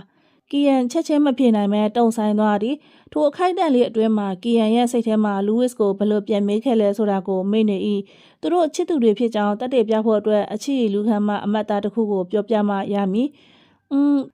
သူပြောဦးပါတယ်ကျမရဲ့ဘယ်ဘက်ရင်ဘက်အောင်နာမှာကျေပုံစံမဲ့လေးရှိတယ်လို့ပြောဦးပါတယ်ကီယန်သည်မရဲတရဲပုံစံလောက်ကဖြေလိုက်သည်ကောင်းပြီဒါဆိုအမေးဖြေရဲ့အရေးကြီးဆုံးပိုင်းမစ္စတာလူးဝစ်ကမင်းရဲ့နေရဇာတိအလက်စကာကိုဘယ်လောက်သိလဲဆိုတာငါတို့သိချင်တယ်မင်းတို့နှစ်ယောက်အတူတူအဲ့ဒီကိုတွားဘူးတယ်မဟုတ်လားဟုတ်ကဲ့တွားဘူးပါတယ်မင်းရဲ့အဖွားကိုဘယ်လိုခေါ်လဲကီယန်ဂရေစီလူးဝစ်ကမင်းရဲ့မိသားစုအတိုင်းကိုဘယ်လိုပြောပြခဲ့လဲကီယန်သည်မျက်နှာတစ်ခုလုံးတင်ကနေဖြစ်သွား၏သူတို့၏စကားများမကိုက်ညီတော့ဒီကိုကီယန်သတိထားလိုက်မိပြီးတစ်ဖက်မှာလဲလူးဝစ်စီအခန်းထဲမှာလဲမာလစ်သည်လူးဝစ်ကိုမေခွန်များဖြင့်ဇက်တိုက်ဖိအားပေးလို့နေသည်မင်းနဲ့ကီယန်ရဲ့ဆက်ဆံရေးကအလုတ်ကြောင့်လားအချစ်ကြောင့်လားမင်းရဲ့မျက်နှာကမယုံနိုင်စရာဖြစ်နေတယ်ပြီးတော့ယာထူးတိုးဖို့ကိစ္စအတွက်လက်ထက်တယ်ဆိုတဲ့မင်းရဲ့အဖြေကဘာကိုဆိုလိုတာလဲကျွန်တော်ယာထူးတိုးဖို့အိမ်မက်ရှိလို့ပါဒါပေမဲ့ကီယန်ကိုချစ်ပါတယ်လူးဝစ်ကစိတ်လှုပ်ရှားမှုကြောင့်ခန္ဓာကိုယ်တုန်ရီလို့နေသည်မင်းကီယန်ကိုချစ်တယ်ဆိုရင်ကီယန်ရဲ့အဖွားကိုဘယ်လိုခေါ်လဲဂလေးစီပါလူးဝစ်ကချက်ချင်းဖြေလိုက်သည်ကောင်းပြီဒါပေမဲ့မင်းရဲ့အဖြေတွေကတသမတ်ထဲမရှိဘူးမင်းတို့နှစ်ယောက်ရဲ့ဇလန်းကငါ့ကိုစိတ်မတက်မတာဖြစ်စေတယ်မာလစ်ကစပွဲကုံကိုလက်သီးဖြင့်ထူလိုက်၏အပြစ်မှကီယန်ကမင်းတို့ရဲ့ဆက်ဆံရေးကိုအချစ်ဇလန်းလို့ကြေညာထားတာမှန်ရလား ဘာလို့သူကမင်းကိုအလုံးမှာပဲခိုင်းစေပြီးအပြင်မှာချစ်သူလိုတယောက်ဆောင်ခိုင်းရတာလဲလူဝစ်တီမာလစ်ရဲ့ဖိအားအောက်မှာအမှန်တရားကိုပြောချင်စိတ်ပြင်းပြလို့လာ၏သူ့ရဲ့အိမ်မက်တွေအတွက်သူ့ကိုယ်သူနှိမ်ချနေရတာကိုမကျေမနပ်ဖြစ်လို့လာသည်ထို့စဉ်မာလစ်ရဲ့လက်ထောက်တဦးကလူဝစ်အားဆာရွက်တရွက်ကမ်းပေးလိုက်သည်မစ္စတာလူဝစ်ဒါမင်းရဲ့ယာထူတိုးစာချုပ်မလားမင်းလက်မှတ်ထိုးထားတာဒီမှာယာထူတိုးပေးဖို့အတွက်လက်ထပ်ရမယ်လို့အတိအကျဖော်ပြထားတယ်လူဝစ်တယောက်ယူချင်ဖြစ်သွားရသည်သူလက်မှတ်ထိုးထားတဲ့စာချုပ်ကိုမာလစ်ရဲ့လူများကရသွားလေပြီသူရဲ့အတူရောင်ဆေးဆက်ပွဲသည်ပေါက်ကြားသွားခဲ့ပြီမာလစ်ကကီယန်ရှိရာအခန်းသို့ပြန်ဝင်လာပြီးပြောလိုက်သည်ကောင်းပြီကီယန်မင်းရဲ့တို့သားကယာထူတိုးဖို့အတွက်မင်းကိုလက်ထပ်တာလို့ဝန်ခံလိုက်ပြီဒါကဘလို့အချစ်ဆက်လန်းလဲကီယန်ကထိုင်ရမှခုန်ထားလိုက်သည်ဒါမဟုတ်ဘူးလူဝစ်ကယူနေတာသူ့အလုပ်ထွက်ချင်လို့ငါ့ကိုဒုက္ခပေးနေတာကီယန်ကလိန်ညာဖို့စ조사လိုက်ပြန်သည်နောက်ကျသွားပြီးကီယန်မင်း3ရက်အတွင်းမှာပဲဒီတိုင်းပြည်ကထွက်သွားရမယ်မာလစ်ကခတ်တင်းတင်းပြောလိုက်လေသည်ကီယန်ကဒေါသတကြီးနဲ့စပွဲခုံကိုထူရိုက်လိုက်၏သူ့ရဲ့မျက်နှာတစ်ခုလုံးหนีရဲလို့လာသည်သူ့ရဲ့စိတ်ဆိုးဒေါသထွက်မှုသည်အမျိုးသမီးတဦးရဲ့ဟန်ဆောင်မှုအောက်မှယောက်ျားလေးတဦး၏အာရင်စစ်မှန်ကိုထင်ရှားစေခဲ့၏ကောင်းပြီမာလစ်ငါမှရွေးချယ်စရာတစ်ခုပဲရှိတော့တယ်မင်းတို့ယုံချင်အောင်လုပ်ပြမယ်ငါတို့အလက်စကာကိုသွားမယ်ငါမိသားစုနဲ့မိတ်ဆက်ပေးမယ်လူဝစ်ကငါ့ကိုတကယ်ချစ်တဲ့သူဆိုတာမင်းတို့မြင်ရလိမ့်မယ်လူဝစ်တီကီယန်ရဲ့ရဲရဲနဲ့ဆုံးဖြတ်ချက်ကိုကြားပြီးအံ့အားသင့်သွားရသည်အလက်စကာဘာလို့အဲ့ဒီကိုသွားရမှာလဲလူဝစ်ကမေးလိုက်သည်ငါတို့ရဲ့မင်္ဂလာပွဲကိုအဲ့မှာပဲကျင်းပမယ်လူဝစ်မာလစ်ကိုယုံကြည်သွားအောင်လုပ်ပြမှရမယ်ကီယန်ကလူဝစ်ကိုစိုက်ကြည့်ရင်ပြောလိုက်သည်မာလစ်ကခေါင်းငိမ့်လိုက်၏ကောင်းပြီလေငါမင်းတို့ကိုအခွင့်အရေးပေးမယ်မင်းတို့အလက်စကာမှာမင်္ဂလာပွဲမလုပ်မချင်းငါတို့စောင့်ကြည့်နေမယ်မင်းတို့ရဲ့အချစ်ဇလံစစ်မှန်ဖို့ငါမျှော်လင့်ပါတယ်မဟုတ်ရင်မင်းဒီကနေထွက်သွားရမယ်ကီယန်ညနေပိုင်းမှာပဲကီယန်နဲ့လူဝစ်တို့ဒီနယူးယောက်ကနေပြီးအလက်စကာပြည်နယ်စစ်ကာမြို့တို့ဦးတည်တဲ့လေယာဉ်ပေါ်မှာရောက်ရှိနေကြလေပြီးလေယာဉ်လက်မှတ်များကိုကီယန်ကဖုန်းဖြင့်အမြန်ဆုံးစီစဉ်ခဲ့သည်လူဝစ်ကသူ့လက်ထဲမှာကင်ထားတဲ့စာချုပ်နဲ့အရာရာကိုလွှမ်းမိုးထားတဲ့ကီယန်ကိုတလက်စီကြည့်နေမိသည်စစ်ကာကိုရောက်တာနဲ့ငါတို့မိသားစုနဲ့တွေ့ရတော့မယ်လူဝစ်ကီယန်ကသူ့ဘေးမှာထိုင်နေတဲ့လူဝစ်ကိုကြည့်ကပြောလိုက်သည်မင်းအရာရာတိုင်းကိုတဘာဝတကျတရုပ်ဆောင်မှုလိုတယ်ငါတို့ရဲ့အချစ်ဇလံကိုတကယ်ယုံကြည်ဖို့အတွက်မင်းငါ့အပေါ်ဂရုစိုက်ကြောင်းပြရမယ်ဟုတ်ကျွန်တော်စူးစမ်းပါမယ်မကီယန်လူဝစ်ကတိုးတိုးလေးဖြေသည်ဒါပေမဲ့ကျွန်တော်ရဲ့အလုပ်ကိစ္စတွေယာထူးတို့ကိစ္စတွေကဘယ်လိုလုပ်မလဲမင်းယာထူးတိုးပြီးသားလို့သတ်မှတ်လိုက်ငါရဲ့ဗီဇာပြဿနာရှင်းသွားတာနဲ့မင်းလိုချင်တဲ့အရာအလုံးရောက်လာမယ်အခုလိုအပ်တာကတရုပ်ဆောင်မှုပဲငါအိမ်ရောက်ရင်ငါကငါပုံစံတိုင်းပဲနေရမယ်လိမ်ပြောင်းထားတယ်လို့ဘယ်သူမှမသိရဘူးအိုးဒါပေမဲ့ခမရမိဘတွေကရောကီယန်ရဲ့မျက်နှာသည်တင်းမာသွားပြီးလေရင်ပရင်ပေါက်တော့လဲသွား၏ငါအဖေနဲ့အမေကငါ့ကိုဘယ်လိုပဲနေပါစေချစ်ကြတယ်ငါဘယ်သူပဲဖြစ်နိုင်မစေလက်ခံပေးနိုင်မယ်လို့ငါမျှော်လင့်ပါတယ်ဒါပေမဲ့စစ်ကာကလူတွေအားလုံးငါရဲ့အရင်ဘဝကိုသိတဲ့သူတွေရှိတယ်လူဝစ်ဒီကီယန်ရဲ့အပြောကြောင့်သဘောပေါက်သွား၏ကီယန်သည်သူ့ရဲ့မူလပတ်ဝန်းကျင်မှာရှောင်တိန်နေခဲ့ခြင်းဖြစ်ပြီးအခုမှမိသားစုထံပြန်သွားရတဲ့အတွက်စိတ်ဖိစီးမှုများရှိနေပုံရသည်ကီယန်ရဲ့အေးဆက်တဲ့မျက်နှာထားအောင်မှစိုးရင်ပူပန်မှုတစ်ခုခုကိုလူဝစ်စတင်ခံစားမိလိုက်သည်ကျွန်တော်ခမည်းကိုကူညီပါမယ်လူဝစ်တီရရဝဝဂရီပေးလိုက်၏ကောင်းပြီလူဝစ်ကီယန်ကမျက်လုံးမရွေခဏမြအနားယူခဲ့သည်နာယီအနှဲငယ်ကြာလေရင်ခီးစဉ်အပြီးမှာစစ်ကာမျိုးတို့ရောက်ရှိသောအခါလူဝစ်ကပတ်ဝန်းကျင်အခြေအနေကိုကြည့်ပြီးအံ့အားသင့်သွားသည်နယူးယောက်ကဲ့သို့မဟုတ်ဘဲစစ်ကာသည်တစ်တော်များနဲ့တောင်တန်းများဝန်းရနေတဲ့နင်းများကျနေတဲ့မြို့လေးတစ်မြို့ဖြစ်လို့နေသည်လေးစိတ်ရောက်တော့ကီယန်ရဲ့မိသားစုများလာရောက်ကြိုဆိုကြ၏ကီယန်ရဲ့ဖခင်ဂျိုးသည်ခင်မင်ဖော်ရွေပြီးအမေကာထရင်းမှမူပုံမှန်အင်ရှင်မထက်ပုံမဩဇာအာဏာရှိသောအသွင်ပြင်ရှိသည်ကီယန်ရဲ့ညီမလေးမာဂရက်ကတော့ပွင့်ပွင့်လင်းလင်းနဲ့သဘောကောင်းမွန်ရသည်အိုးငါသမီးလေးကီယန်ပြန်လာတာကြိုးဆိုပါတယ်ကီယန်၏အမေကာထရင်းကနှွေးထွေးစွာပွေးလိုက်၏ဒါသမီးရဲ့ချစ်သူလူဝစ်လားအက်ဒီတာချုပ်ရဲ့ယာထူတိုလက်ထောက်လေးပေါ့ကာထရင်းဒီလူဝစ်ကိုအကဲခတ်တဲ့မျက်လုံးများဖြင့်စိုက်ကြည့်လိုက်၏ဟုတ်ပါတယ်မစ္စစ်ကာထရင်းတွေ့ရတာဝမ်းသာပါတယ်လူဝစ်ဒီအာသင်းကခေါင်းညှိလိုက်၏ငါတို့အခုအိမ်ပြန်ရအောင်လူဝစ်မင်းအင်းနေလားမသိဘူးလမ်းမှာမမကီယန်ကိုပွေ့ဖက်ထားလိုက်ဒီမှာနင်းနေကြနေတယ်ကီယန်ရဲ့အဖေမစ္စတာဂျိုးကရီရီမောမောဖြင့်ပြောလိုက်သည်လူဝစ်ကကီယန်ရဲ့မျက်နှာကိုခိုးကြည့်လိုက်၏ကီယန်ကလူဝစ်ကိုဘာမှမပြောတော့လဲပွေ့ဖက်ထားဖို့အမိန့်ပေးသလိုမျက်နှာမျိုးဖြစ်နေလေသည်လူဝစ်ကမလွန်ဆန်နိုင်ပဲကီယန်ရဲ့ပခုံးသားတို့တိုးကပ်လိုက်ပြီးလက်မောင်းကိုဖိကတ်ထားလိုက်ရသည်သူတို့ရဲ့ခန္ဓာကိုယ်များထိတွေ့မိသွားတော့အခါလူဝစ်တယောက်ရင်များအယမ်းခုန်လွတ်သွားသည်ကီယန်ရဲ့မိမဝတ်စားများအောက်မှယောက်ျားသူရဲ့ခွန်အားကိုသူသိနေလေ၏ ကားမောင်းနေစဉ်လမ်းတစ်လျှောက်မှာတော့ကီယန်ရဲ့ညီမမာဂရက်ကစကားပြောစစ်ဆေးလို့နေသည်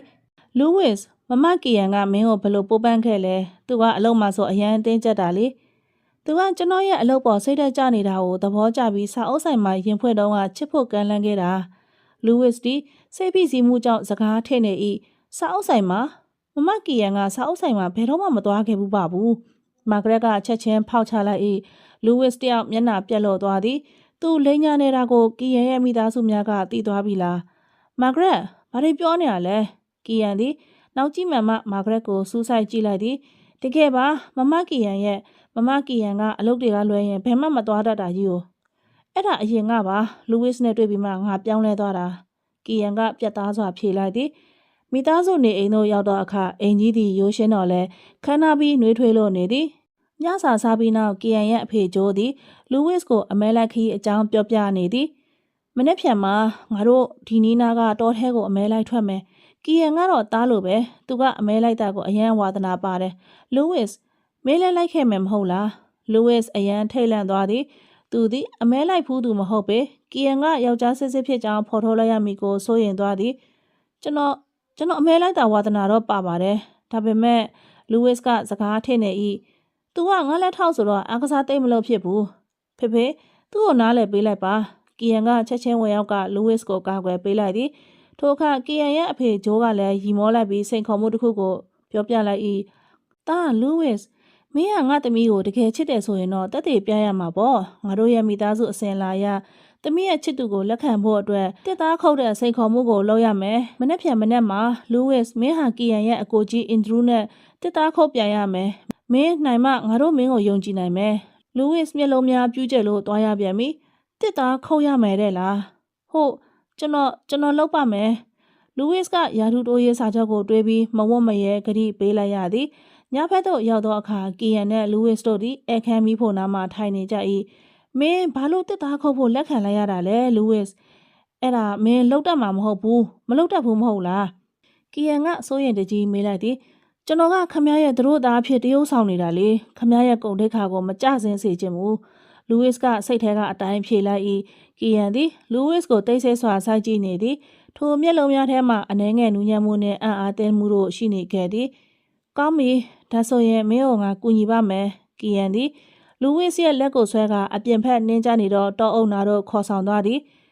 တင်မငါတို့ရဲ့ပထမဆုံးလေ့ကျင့်ရမှာငါတို့ရဲ့အချစ်ဇလန်းကိုလည်းပို့ပြီးနှွေးထွေးအောင်လုပ်ကြမယ်ကီယန်ကနင်းထဲမှာရက်နေရင်လူးဝစ်ကိုဆွဲလိုက်၏လူးဝစ်ငါ့ကိုနမ်းလိုက်ပါလူးဝစ်ကကီယန်ရဲ့အေးဆက်သောမျက်နှာကိုငေးကြည့်လိုက်၏ကီယန်သည်သူ့မျက်နှာပေါ်ကနင်းဆက်များကိုပုတ်တက်လိုက်သည်မနေ့ဖြန်စိန်ခေါ်မှုကိုအနိုင်ရဖို့အတွက်ဒီညမှာငါတို့ဟာတကယ်ချစ်သူတွေဖြစ်နေရမယ်မင်းငါ့ကိုချစ်တယ်ဆိုတာတက်တည်ပြဖို့လိုတယ်ကီယန်ကလူးဝစ်ရဲ့ခါကိုစုပ်ကင်လိုက်သည်လူးဝစ်ရဲ့ရင်ခုန်သံများပို၍မြန်ဆန်လာ၏သူ့ရဲ့စိတ်ထဲမှာတော့ကီယန်ရဲ့ယောက်ျားဆန်တဲ့အသွင်ပြင်သူ့ရဲ့ခွန်အားနဲ့သူ့ရဲ့ဩဇာတို့ကရှုပ်ထွေးနေတဲ့ဆန္ဒကိုဖြစ်ပေါ်စေသည်လူးဝစ်ကကီယန်ရဲ့နှကမ်းများကိုအာပါတရနမ်းရှိုက်ပစ်လိုက်သည်ဒီအနမ်းကရုံခန်းထဲကလို့မဟုတ်ပဲပို၍ပြင်းထန်ပြီးရမက်နဲ့စိုးရင်စိတ်တို့ရောထွေးလို့နေသည်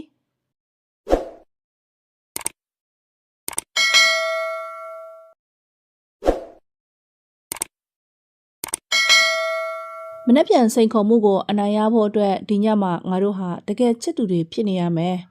မင်းငါ့ကိုချစ်တယ်ဆိုတာတက်တည်ပြဖို့လိုတယ်ကီယန်သည်လူးဝစ်၏ခါကိုဖမ်းဆုပ်ကန်လိုက်၏လူးဝစ်ရဲ့ရင်ခုန်သံများပို၍မြန်လာသည်သူ့ရဲ့စိတ်ထဲမှာကီယန်ရဲ့ယောက်ျားဆန်တဲ့အသွင်ပြင်သူ့ရဲ့ခွန်အားနဲ့သူ့ရဲ့ဩဇာတို့ကရှုပ်ထွေးတဲ့ဆန္ဒကိုဖြစ်ပေါ်စေသည်လူးဝစ်သည်ကီယန်ရဲ့နှကမ်းများကိုအာရပါရနမ်းရှိုက်ပစ်လိုက်၏ဤအနမ်းသည်ရုံခန်းထဲကလို့မဟုတ်ပဲပို၍ပြင်းထန်ပြီးရမက်နှင့်စိုးရင်စိတ်တို့ရောထွေးလို့နေလေ၏မနေ့မိုးလင်းတော့စစ်ကာမြို့လေးတစ်ခုလုံးနေများဖုံးလန်းလို့နေသည်လူးဝစ်သည်အဲ့ရနိုးတော့ကီယန်ကသူ့ဘေးတွင်ရှိမနေတော့ပေညကနင်းတော်ထဲမှာနမ်းရှိုက်မှုအတွေ့အကြုံကသူ့စိတ်ထဲမှာမကြခဏပြန်ပေါ်လို့လာသည်ထိုအနမ်းသည်ရုံခန်းထဲမှအတင်းအဓမ္မအနမ်းမျိုးမဟုတ်ပဲပြင်းပြတော့ရမက်နှင့်လိုချင်ချက်တို့ဖော်ပြနေတဲ့အနမ်းတစ်မျိုးပင်ဖြစ်သည်လူးဝစ်အဲ့ရမှထားလိုက်ပြီးအိမ်အောင်ထက်တို့ဆင်းလာတော့အခါကီယန်ကိုအခန်းမီးဖို့ခန်းနာမှတွေ့လိုက်ရသည်ကီယန်သည်မိမဝတ်ဘောင်းမီရှင်နဲ့အနှွေးထဲကိုဝတ်ဆင်လို့ထား၏ယနေ့မနက်စာစပွဲမှာတော့ကီယန်ရဲ့အကိုအင်ဒရူးသည်လူးဝစ်ကိုပြုံးရီပြီးကြည့်လို့နေသည် အင်ဒရူးကအရက်6ပေခန့်ရှိပြီးခန္ဓာကိုယ်တောင့်တင်းခိုင်မာတဲ့ယောက်ျားတစ်ဦးဖြစ်လေသည်မင်္ဂလာနံနက်ခင်းမှာလူးဝစ်မင်းရဲ့စိတ်အားထက်သန်မှုအတွက်ငါချီးကျူးပါတယ်အင်ဒရူးကပြောလိုက်၏ဒါပေမဲ့ငါတို့မိသားစုကကီယန်လိုတန်ဖိုးရှိတဲ့လူတစ်ယောက်ကိုပေးဖို့အတွက်ကမင်းဟာတသက်ရှိပြီးခွန်အားရှိဖို့တော့လိုလိမ့်မယ်ကျွန်တော်နားလဲပါတယ်အင်ဒရူးလူးဝစ်ကခေါင်းငိမ့်လိုက်သည်တစ်သားကုတ်ပွဲတော်အတွက်အိမ်နောက်ဖက်နင်းဖုံးနေတဲ့တောအုံနာမှာလူအလုံးရောက်ရှိလို့လာခဲ့ကြသည်လူးဝစ်ကလေ့ကျင့်ရေးအတွက်ကီယန်ကညကပေးခဲ့တဲ့အကြံဉာဏ်များကိုမမီလို့နေသည်ကီယန်ကယောက်ျားအသွင်ပြောင်းကတစ်သားခုတ်ပြရန်စိတ်အားထက်သန်ပုံရတော့လဲမိသားစုအစင်လာရအမျိုးသမီးအဖြစ်ဟန်ဆောင်နေရဆဲပင်ငါတို့မစခင်မှာကီယန်ကိုတခုခုပြောချင်တယ်ကီယန်ရဲ့အမေကာထရင်းကပြောလိုက်သည်သမီးဗီဇာကိစ္စကဖေဖေတို့နားလဲတယ်ဒါပေမဲ့ဒီလိုအခက်အခဲတွေရှိနေတဲ့သူတို့သားကိုလက်ထပ်ဖို့တော့သမီးစဉ်းစားသင့်တယ်သူကကျမကိုကူညီဖို့ပဲလို့တာမဟုတ်ဘူးမမေကျမလူးဝစ်ကိုချစ်တယ်သူဘာပဲလုပ်လို့ကျမလက်ခံနိုင်တယ်ကီယန်သည်လူးဝစ်ရဲ့လက်ကိုဆုပ်ကင်လိုက်၏ထိုအခါလူးဝစ်ဒီလည်းကီယန်ရဲ့လက်ကိုပြန်လဲဖိညစ်လိုက်ပြီးသူတို့နှစ်ဦးကြားနှွေးထွေးတဲ့ဆက်ဆံရေးကိုမိသားစုများမြင်စေရန်စ조사လိုက်သည်အင်ဒရူးနဲ့လူးဝစ်တို့ကတစ်တုံးကြီးကြီးနှစ်ခုရှင်းမှရက်နေကြ၏ပစိန်များကလည်းလေးလံလာသည်ပြိုင်ပွဲစတင်တော့အင်ဒရူးကသူ့ရဲ့ခွန်အားနဲ့ကျွမ်းကျင်မှုကိုအပြေအဝထုတ်ပြကတစ်တုံးကိုဖျက်တောက်လို့နေ၏လူးဝစ်တီမြို့ပြမလာတဲ့လူးဝစ်တီမြို့ကနေလာတဲ့စည်ရေးလက်ထောက်တဦးသာဖြစ်တဲ့ဖြင့်အင်ဒရူးကိုလုံးဝမရှင်းနိုင်ပဲပစိန်ကိုမြောက်လိုက်တိုင်းလူးဝစ်ရဲ့လက်မောင်းများနာကျင်လာပြီးစွမ်းအင်များဆုံးရှုံးနေသလိုခံစားရသည်ဖြည်းဖြည်းချင်းလုံးလူးဝစ်တစ်သားကိုရိုက်ခွဲတာထက်ပစိန်သွားကိုအားပြုပြီးအစိုးတွေကိုပိုင်းဖြတ်လိုက်ကီယန်ရဲ့အတန်ကိုကြားလိုက်ရသည်ကီယန်ရဲ့အကြံဉာဏ်တိုင်းလူးဝစ်သည်အင်အားထက်အကြံဉာဏ်ကိုအသုံးပြုပြီးတစ်တုံးကိုဖြည်းဖြည်းချင်းဖြတ်တောက်လိုက်သည်သို့သောအချိန်တွေကုန်လွန်လာသည်နှင့်အမျှလူးဝစ်ရဲ့ခြေထောက်များရိုင်လို့လာ၏အင်ဒရူးသည်လူးဝစ်ကိုလောင်ပြောင်သလိုကြည့်ပြီးပြုံးလို့နေသည်မင်းတကယ်ချစ်သူမဟုတ်ဘူးဆိုတာငါသိတယ်လူးဝစ်မင်းကီယန်ကိုအသုံးချနေတာအင်ဒရူးကတိုးတိုးလေးပြောလိုက်သည်ထိုစကားကြောင့်လူးဝစ်ရဲ့ဒေါသများပောက်ကွဲလို့သွား၏သူရာထူးတိုးဖို့အတွက်သာကီယန်ကိုလက်ထပ်ခဲ့တာမှန်တော့လဲကီယန်ကိုအသုံးချလို့စိတ်လုံးဝမရှိခဲ့ပေမင်းမားတယ်ငါကီယန်ရဲ့ဂုဏ်တိတ်ခါကိုကောက်ွယ်ပေးနေတာလူးဝစ်ကနောက်ဆုံးခွန်အားကိုစုစည်းပြီးတစ်တုံးကိုပြင်းပြင်းထန်ထန်ရိုက်ချလိုက်လေသည်ကံကောင်းထောင်းမစွာဖြင့်တစ်တုံးကြီးနှစ်ချမ်းကွဲသွား၏သို့သောအင်ဒရူးသည်လူးဝစ်ထက်စက္ကန့်ပိုင်းများသာစောပြီးဖြတ်တောက်နိုင်ခဲ့သည်ရှုံးသွားပြီလူးဝစ်ကီယန်ရဲ့အဖေဂျိုးကခေါင်းရမ်းလိုက်သည်မင်းကငါသမီးအတွက်တင့်တော်တဲ့လူမဟုတ်ဘူးပဲလူးဝစ်ကမောပန်းနှွမ်းတဲ့စွာဖြင့်ပစိန်ကိုလက်လွတ်လိုက်ပြီးနင်းထဲမှဒူးထောက်ကျသွား၏ထိုအခိုက်အတန့်တွင်ကီယန်ကမိသားစုကိုလစ်လျူရှုပြီးလူးဝစ်စီတို့ပြေးလာသည်မထနဲ့လူးဝစ်ကီယန်သည်လူးဝစ်ရဲ့ဘေးနားမှဒူးထောက်လိုက်ပြီးသူ့ရဲ့ခန္ဓာကိုယ်ကိုကင်လိုက်သည်ကီယန်ရဲ့မျက်နှာပေါ်မှာစိုးရိမ်ပူပန်မှုများအထင်သားပေါ်လွင်လို့နေသည်ငါရှုံးသွားပြီကီယန်လူးဝစ်ကတိုးတိုးလေးဖြေသည်မင်းမရှုံးဘူးမင်းစူးစမ်းခဲ့တယ်ဒါကအရေးကြီးဆုံးပဲကီယန်ကလူးဝစ်ကိုထူပေးလိုက်ပြီးသူ့ဖေစီဘက်တို့လက်ကြီးကပြတ်သားစွာပြောလိုက်သည်ဖေဖေလူးဝစ်ကကျမအတွက်အရာရာပဲသူကကျမရဲ့ခွန်အားပဲသူဟာမာလစ်ကိုရင်ဆိုင်မှုကျမကိုကူညီပေးခဲ့တယ်သူ့ကိုချစ်တဲ့အတွက်ကျမတို့မင်္ဂလာပွဲကျင်းပရမယ်ကီယန်ရဲ့အပြောကြောင့်မိသားစုဝင်များတိတ်ဆိတ်လို့သွားသည်ထိုအချိန်မှာပဲကီယန်ကနင်းများကျနေတဲ့ပတ်ဝန်းကျင်မှာလူးဝစ်ရဲ့မျက်နှာကိုလက်နှစ်ဖက်ဖြင့်ဆွဲကင်လိုက်ပြီးပြင်းပြစွာနမ်းရှိုင်းလိုက်ပြန်သည်ဤအနမ်းသည်မိသားစုကိုတက်တည်ပြရန်သာမကကီယန်ရဲ့စိတ်ထဲမှတကယ်ဖြစ်ပေါ်လာတဲ့ခံစားချက်များကိုလည်းလွှမ်းခြုံလို့နေသည်ထိုနေ့ညနေခင်းမှာလူးဝစ်က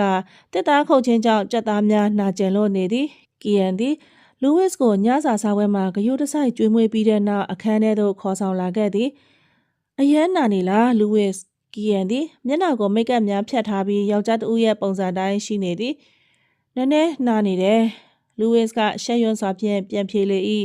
ကီယန်သည်သပင်တုကိုချွတ်ချလိုက်ပြီးလူးဝစ်ရဲ့ဘေးနားမှထိုင်ချလိုက်သည်ငါချွတ်ပေးပါရစေ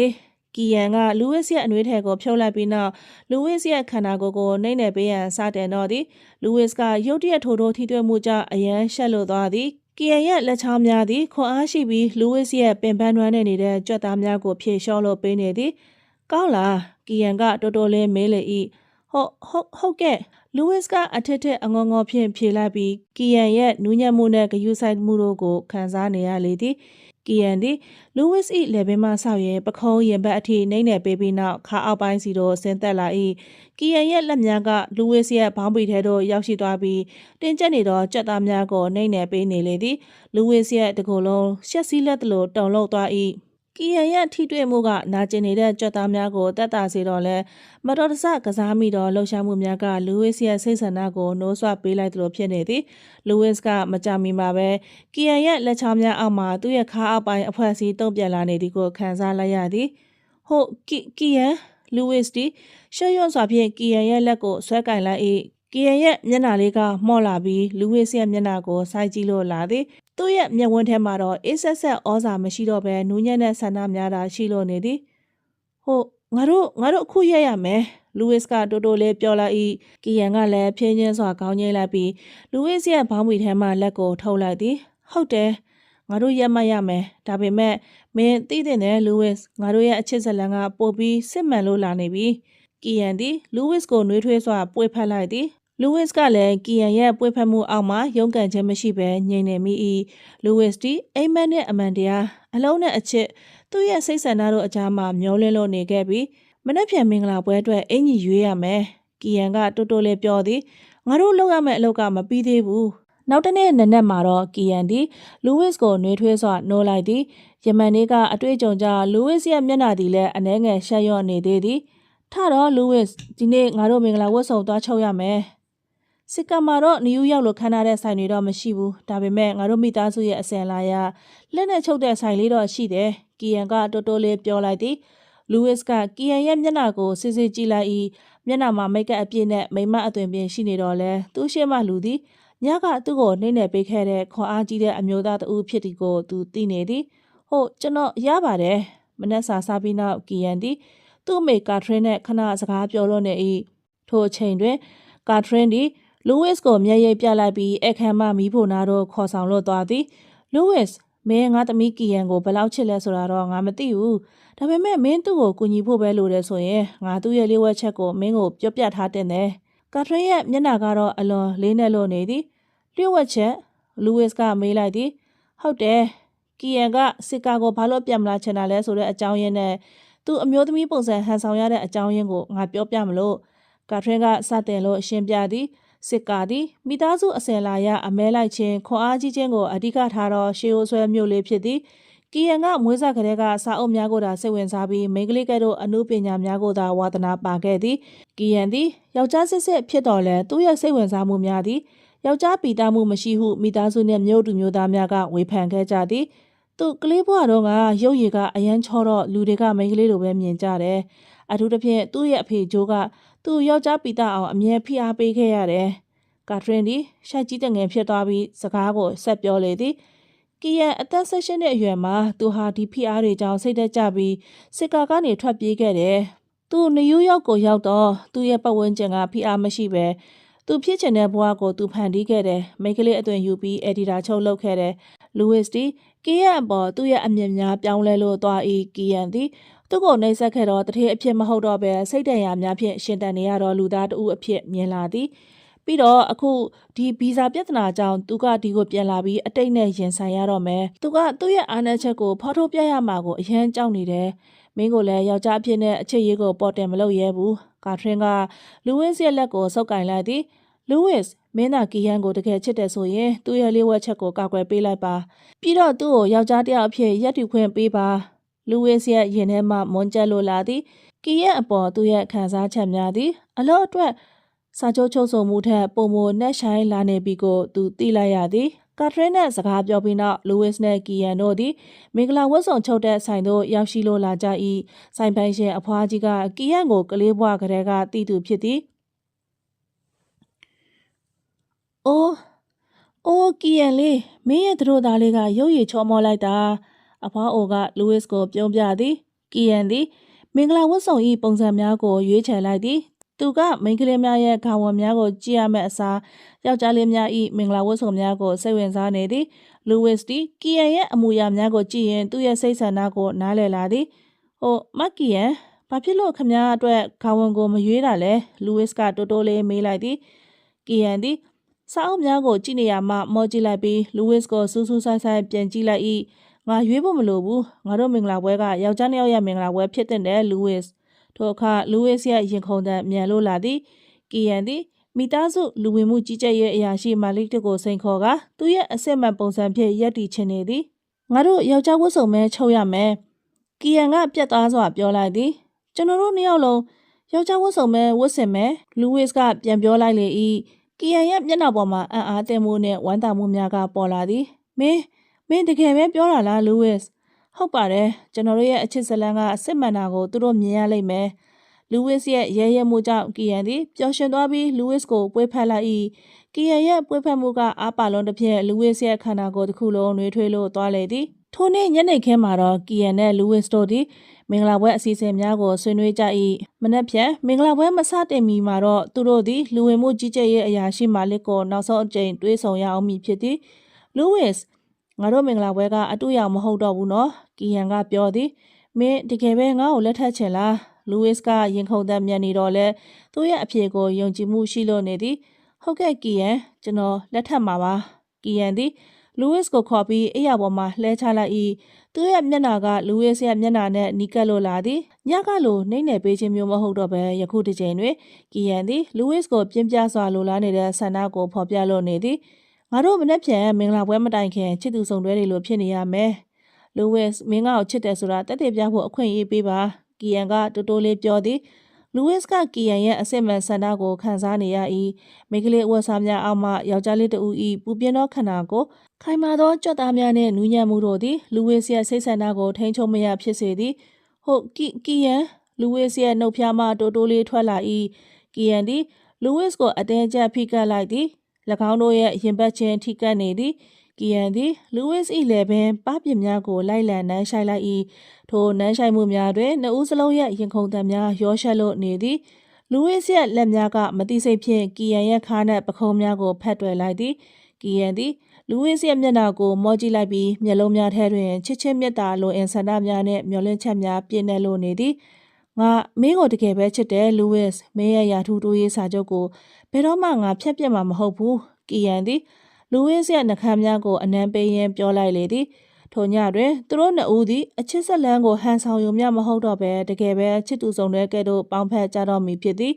လူးဝစ်သည်သူရဲ့ရင်ခုန်တဲ့ဆန္ဒကိုလိုက်ရောရန်ဆုံးဖြတ်လိုက်၏သူသည်အလောက်ကိုရှာဖွေရင်းသူရဲ့စစ်မှန်တဲ့အချစ်ကိုပါရှာတွေ့သွားခဲ့ပြီဖြစ်သည်နောက်နေ့မနက်မင်္ဂလာပွဲမစတင်မီအချိန်တွင်ကီယန်နဲ့လူးဝစ်တို့သည်စစ်ကာရှိကီယန်ရဲ့အိမ်မှာလာဝကအရာရှိမာလစ်၏လာရောက်စစ်ဆေးမှုကိုရင်ဆိုင်ရသည်မာလစ်ကကီယန်ရဲ့အိမ်ဝမှာရောက်ရှိနေပြီးနှင်းတော်များကြားမှာကီယန်ရဲ့ခန္ဓာတဲ့နေအိမ်ကြီးကိုလမ်းကြည့်လို့နေသည်မင်္ဂလာနံနက်ခင်းမှာကီယန်မစ္စတာလူးဝစ်မာလစ်ကလေတံခတ်မှဖြင့်နှုတ်ဆက်လိုက်လေသည်ငါတို့မင်းတို့ရဲ့အချစ်ဇလန်းကစစ်မှန်တယ်ဆိုတာနောက်ဆုံးအကြိမ်သိချခြင်းနဲ့ဒီမင်္ဂလာပွဲဟာယာထူးတိုးဖို့အတွက်အလိမ်ညာမဟုတ်ဘူးဆိုတာတက်သေးပြရမယ်ဒါပေမဲ့ဒီနေ့မှာတော့ကီယန်ကအမျိုးသမီးအပြင်ဆင်အပြည့်အဝဖော်ဆောင်ထားဆဲမျက်နှာမှာမိတ်ကပ်အပြည့်သပင်တူးနဲ့အနောက်ပိုင်းရိုးရာပုံစံမင်္ဂလာဝတ်ဆောင်ကိုဝတ်ဆင်လို့ထားသည်တို့တော့လူးဝစ်နဲ့သူတို့နှစ်ဦးလုံးညှိနှိုင်းခဲ့တဲ့အတိုင်းမာလစ်ကိုအမှန်တရားကိုသာပြောဖို့ဆုံးဖြတ်ထားသည်ဒီနေ့ကကျွန်တော်တို့ရဲ့မင်္ဂလာပွဲနေ့ပါအရာရှိမာလစ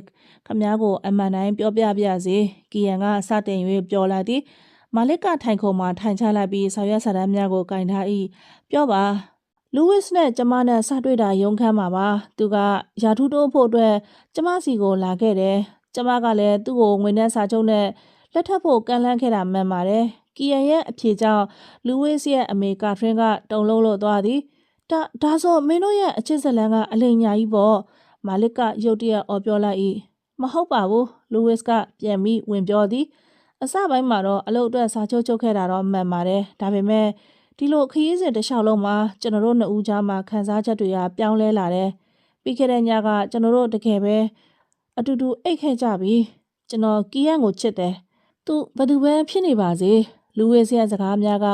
ကီယန်ကိုအားတက်စေသည်ကီယန်ကလူးဝစ်ကိုစိုက်ကြည့်လိုက်ပြီးပြုံးပြလိုက်၏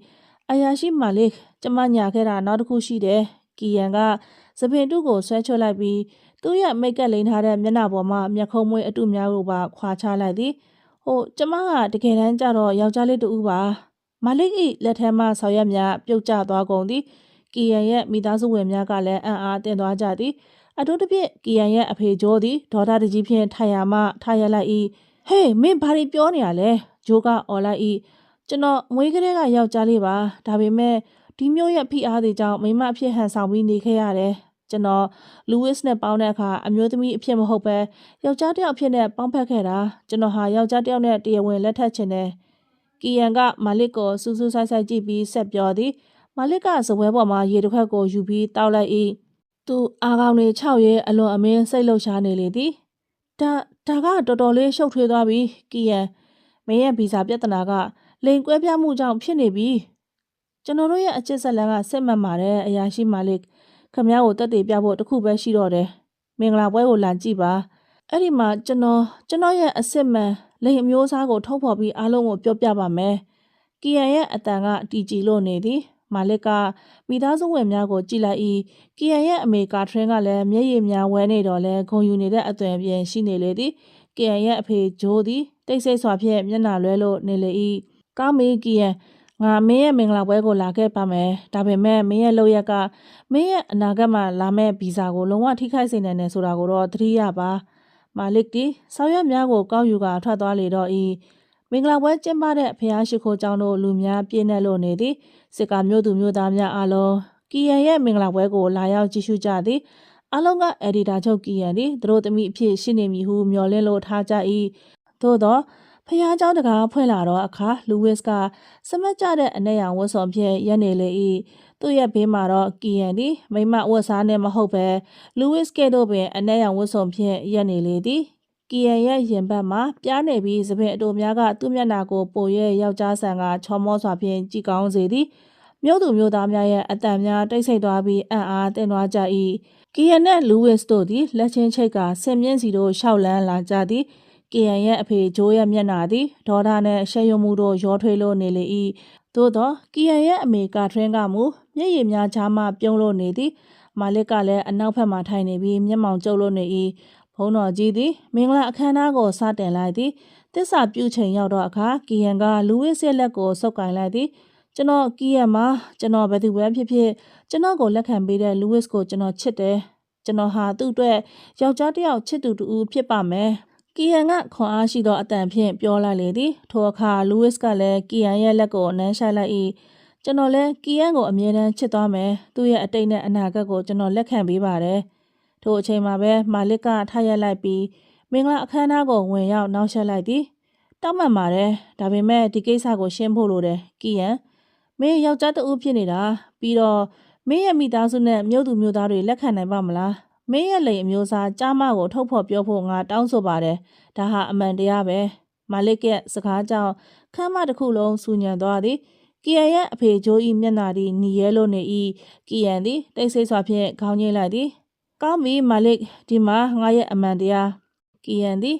သူ့ရဲ့ရှက်အင်ကြီးကျဲသီးများကိုဖြုတ်လိုက်၏အပြူရောင်ရှက်အင်ကြီးအောက်မှကီယန်ရဲ့ယောက်ျားဆန်သောရင်ဘတ်ကြက်သားများထင်ရှားစွာပေါ်လာသည်ပြီးနောက်သူသည်မောင်းမီခပတ်ကိုဖြီလိုက်ပြီးအရှိတို့တလန်းချင်းတိုးလိုက်သည်ကီယန်သည်ရှက်ရွံ့ခြင်းမရှိဘဲသူ့ရဲ့ခန္ဓာကိုယ်ပေါ်မှအဝတ်စားများကိုဖယ်ရှားရန်ပြင်ဆင်လိုက်သည်ရက်လိုက်ကီယန်ရဲ့အဖေဂျိုးကအော်ပစ်လိုက်သည်ဂျိုးသည်စင်မြင့်ပေါ်သို့ပြေးတက်လာပြီးကီယန်ကိုပွေဖက်လိုက်သည်ဂျိုးဤမျက်နှာမှာနှောင်တနဲ့ဝမ်းနည်းမှုများပြည့်နေလို့နေသည်တာမလုပ်ပါနဲ့ငါတို့မင်းကိုဒီလိုဖိအားပေးခဲ့တာကိုနှောင်တရမိတယ်မင်းကငါတို့ရဲ့သားပါမင်းဘယ်သူပဲဖြစ်နေပါစေငါတို့လက်ခံနိုင်တယ်ဂျိုးသည်ကီယန်ရဲ့အနာနာကကတိုးတိုးလေးတောင်းပန်သည်ကီယန်ရဲ့မျက်လုံးများမှမျက်ရည်များကစီးကျလို့လာ၏သူသည်အဖေကိုအချိန်တော်ကြာဖက်တွယ်ထား၏အရာရှိမာလစ်ခမည်းမြင်တဲ့အတိုင်းပါပဲကျွန်တော်ကယောက်ျားတဦးဖြစ်ပြီးကျွန်တော်တို့အချစ်ဇလန်းကစစ်မှန်နေပါပြီကီယန်ကပြန်ပြောသည်မာလစ်ကပြုံးလိုက်သည်ကောင်းပြီကီယန်မင်းတို့ရဲ့အချစ်ဇလန်းကိုငါယုံကြည်ပါတယ်မင်းရဲ့ဗီဇာပြဿနာရှင်းလင်းသွားပါပြီမင်းတို့ကိုဂုဏ်ပြုပါတယ်ဖုန်းတော်ကြီးသည်မင်္ဂလာအခမ်းအနားကိုပြန်လည်စတင်လိုက်ပြီးကီယန်နဲ့လူဝစ်တို့အားလင်များအဖြစ်ကြေညာလိုက်လေသည်သူတို့နှစ်ဦးကအချင်းချင်းနမ်းရှိုက်လိုက်ကြ၏ဤအနမ်းသည်ရာထူးတို့ရဲ့စာချုပ်ရဲ့အဆုံးသတ်အတူရောက်အချစ်ဇလန်းရန်ဒီကုန်းနဲ့သူတို့ရဲ့စစ်မှန်တဲ့ဘဝအသစ်အစလည်းဖြစ်ပေသည်မင်္ဂလာပွဲပြီးနောက်ကီယန်သည်လူဝစ်ကိုစင်ဘေးတို့ခေါ်သွားပြီးစာချုပ်ဟောင်းကိုထုတ်ပြလိုက်သည်လူဝစ်မင်းရဲ့ရာထူးတိုးစာချုပ်ကိုငါဆုတ်ပြဲပစ်လိုက်တော့မယ်ကီယန်ကပြောလိုက်သည်ဟာမလုပ်ပါနဲ့ကီယန်ကျွန်တော်ကအလုပ်ကြောင့်မဟုတ်ပဲခမ ्या ကိုတကယ်ချစ်တာပါငါသိပါတယ်ကီယန်ကပြုံးလိုက်သည် ဒါပေမဲ့အခုကမင်းရဲ့ငါရဲ့လက်ထောက်မဟုတ်တော့ဘူးလေမင်းကငါရဲ့ရီစားငါရဲ့ခင်ပွန်းလည်းဖြစ်သွားပြီ